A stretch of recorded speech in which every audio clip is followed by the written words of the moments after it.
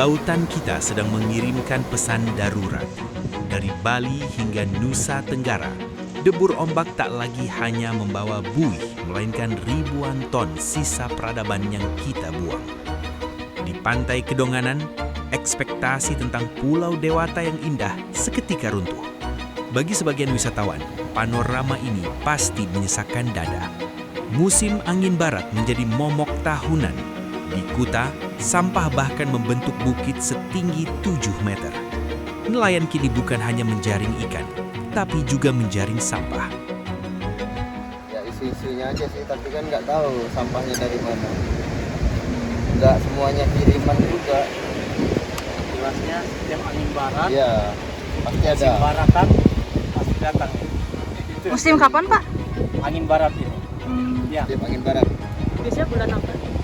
Bulan 12 sampai bulan 3.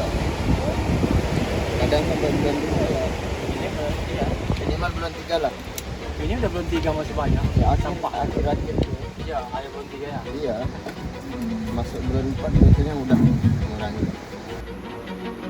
Menyeberang ke Gili Trawangan, sebuah bom waktu lingkungan sedang berdetak di balik kemolekan pasir putihnya. Jadi rata-rata sampah yang masuk ke lokasi TPA dan TPST ini sekitar 18 sampai 20 ton per hari. Jadi yang bisa dikelola ini mungkin sekitar 3-4 ton per hari. Dan sisanya menumpuk di luar ini, di luar TPST.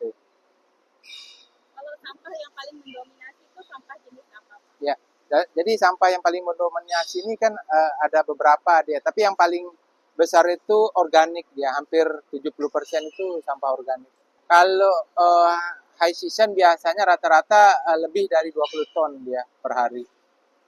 Sampah yang yang sampai ke TPST ini. Kalau sampah ini tidak tertangani, ini jadi bom waktu. Okay? Jadi permasalahannya akan menyebabkan kalau terus seperti ini dan sampah tidak terangkut dari sumbernya, dari pengusaha dan masyarakat, maka ini akan terdampak nanti untuk kehidupan para pengusaha di Gili Trawangan, masyarakat. Ini dampaknya luar biasa karena kalau sampah tidak bisa tertangani, maka tidak ada kunjungan pariwisata nanti ke depannya. Gitu loh. Itu dampaknya. Dan kita sudah coba berusaha berkomunikasi dengan pemerintah bahwa penanganan sampah ini belum maksimal. Jadi saya haraplah ada solusi ke depannya. Nah itu dah jadi dampaknya ini luar biasa nanti. Bukan hanya masalah kami sebagai pengelola, tapi kebanyakan dari pelaku bisnis nanti. Kalau sampah ini tidak bisa tertangani, maka ini akan menyebabkan masalah gitu di Gili Trawangan. Kedepannya dengan mengatasi masalah ini dengan berbagi gitu pekerjaan dengan pemerintah. Contohnya kalau memang sampah ada di sini berapa ton kita bisa kelola, sisanya kita tinggal bawa ke pinggir untuk dibuang seperti residunya atau sampah yang tidak bisa tertangani. Nah itu rencananya gitu. Tapi dari pemerintah masih belum ada tanggapan tentang itu. Sama-sama sadar tentang lingkungan, khususnya tentang sampah ini. Saya ingin dari setiap pengusaha atau masyarakat itu mengolah sampahnya sendiri. Contohnya mengolah sampah dari sumber. Jadi mereka yang bisa menentukan jumlah banyaknya sampah per hari itu. Jadi kalau mereka ada sampah recycle yang bisa dimanfaati, tolonglah mereka yang kelola gitu. Dan sisanya nanti seperti organik, nanti kami yang urus gitu. Bergerak lebih jauh ke timur, ke pantai Oe Sapa di NTT. Di sini krisis ini bukan lagi sekadar pemandangan, tapi aroma busuk yang menusuk hingga ke jantung pemukiman. Karena kadang-kadang sampah ini bukan dari kita saja, tapi dari orang luar juga datang. Mereka buang sampah di tempat kita. Jadi kita juga olah. Dari masyarakat kita sadar akan kebersihan, sadar akan sampah, supaya jangan tertutup sampah sembarangan.